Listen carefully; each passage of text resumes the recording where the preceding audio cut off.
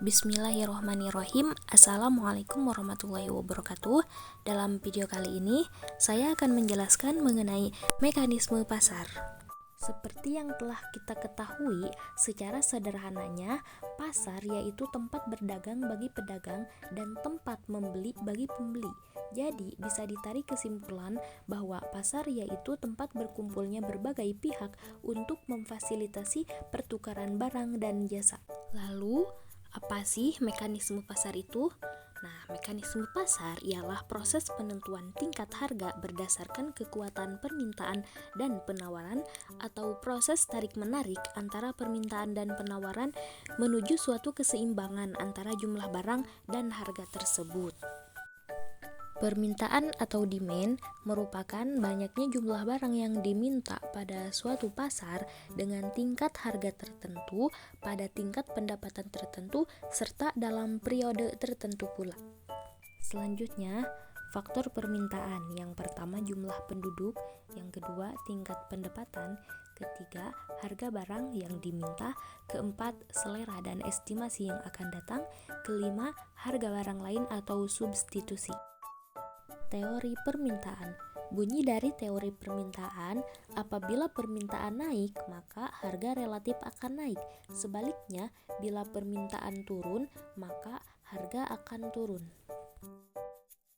Hukum permintaan. Bunyi dari hukum permintaan yaitu bila suatu harga naik, maka permintaan turun. Sebaliknya, apabila suatu harga turun, maka permintaan akan naik. Baik teman-teman, bisa kita lihat sendiri di sebelah kiri itu ada kurva permintaan dan juga sebelah kanan ada rumus dari permintaan. Kurva permintaan sendiri, pergerakan kurva tersebut terjadi dari kiri atas ke kanan bawah dan sebaliknya. Sementara rumus permintaan yaitu P sama dengan A min BQ. Q sendiri yaitu jumlah barang yang diminta, sementara P harga barang tiap unit, A angka konstanta dan juga B koefisien.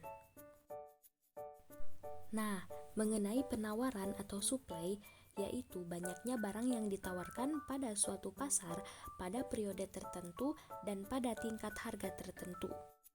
Faktor penawaran. Yang pertama harga barang itu sendiri, yang kedua teknologi yang digunakan, yang ketiga tujuan produksi, keempat biaya produksi, kelima harga barang lain.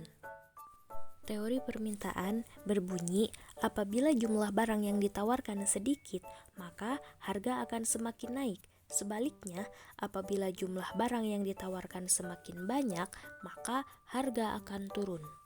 Sementara, hukum penawaran berbunyi, apabila harga naik, maka penawaran akan meningkat.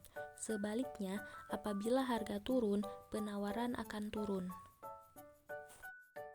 Nah, teman-teman, ini adalah contoh dari kurva penawaran. Bukan contoh sih, emang bentuk kurva penawaran ini seperti ini.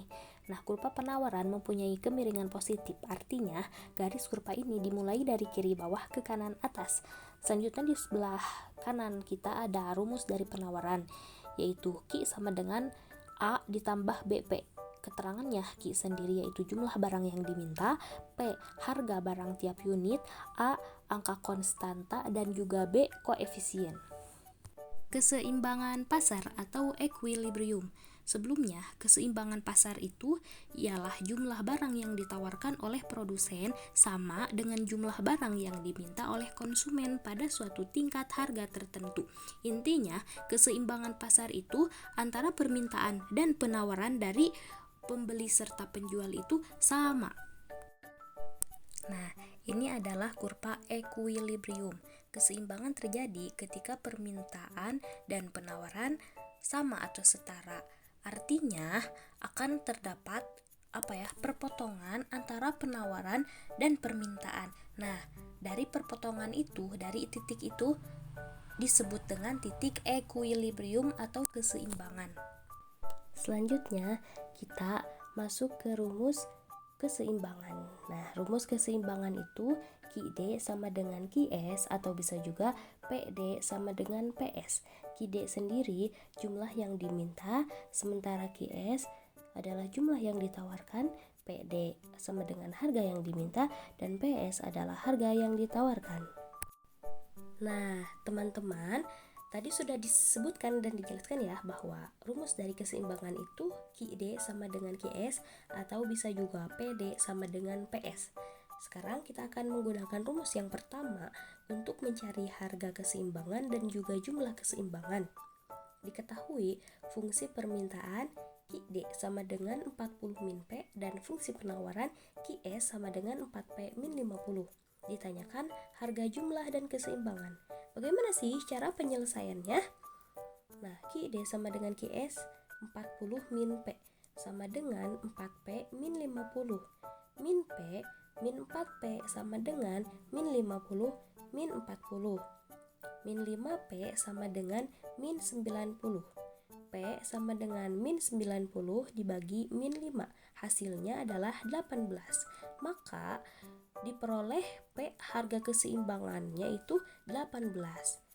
Nah, lalu bagaimana sih cara mencari Q atau jumlah keseimbangan? Karena kan tadi sudah diketahui ya bahwa harga keseimbangannya itu adalah 18. Sekarang kita akan mencari jumlah dari keseimbangan dengan cara memasukkan P itu ke fungsi di atas. Nah, tadi kan sudah didapat ya harga keseimbangan itu kan 18, simbolnya itu P. Nah, sekarang kita akan mencari jumlah keseimbangan yang memang belum didapat. Caranya bagaimana? Nah, jumlah keseimbangan itu kan disimbolkan Q. Q sama dengan 40 min P.